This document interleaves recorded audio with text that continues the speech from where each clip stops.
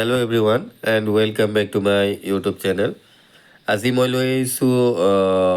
আছাম ইউনিভাৰ্চিটিৰ এটি নটিফিকেশ্যন অসম বিশ্ববিদ্যালয়ৰ এটি নটিফিকেশ্যন তো নটিফিকেশ্যনটো হৈছে BEd এণ্ট্ৰেঞ্চ এক্সামিনেশ্যনৰ বহুতে সুধি আছিলে যে আছাম ইউনিভাৰ্চিটিৰ BEd এণ্ট্ৰেঞ্চ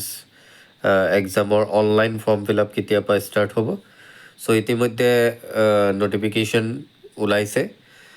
চ' ভিডিঅ'টো শেষলৈ চাব মই ইয়াত যাৱতীয় তথ্যবোৰ আলোচনা কৰিবলৈ যত্ন কৰিম so' this is for the information of all concern that the online portal for BEd entrance examination 2026 will be opened for submission of application by the eligible candidates from 12B. তো ইয়াত কোৱা হৈছে যে BEd এণ্ট্ৰেঞ্চ এক্সামিনেশ্যনৰ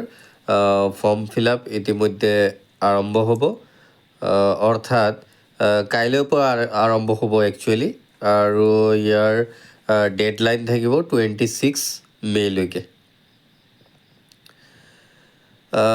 কৈছে candidates willing to pursue 2 years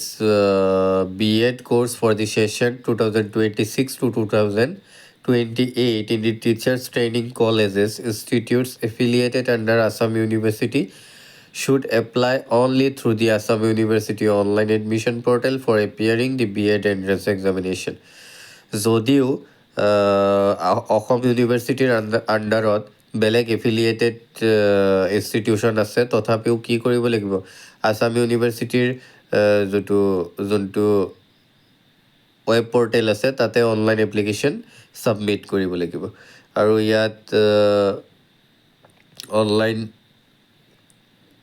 পৰ্টেলৰ লিংকটো দিয়া আছে www.usexamination অৰ্থাৎ www.osexamination.se.in/admission. চ' এই পৰ্টেলটোত গৈ তোমালোকে অনলাইন এপ্লিকেশ্যন ছাবমিট কৰিব পাৰিবা আৰু ইয়াৰ ডেডলাইন হৈছে 26 মে' আৰু বাকী ফি ষ্ট্ৰাকচাৰ এপ্লিকেশ্যন ফি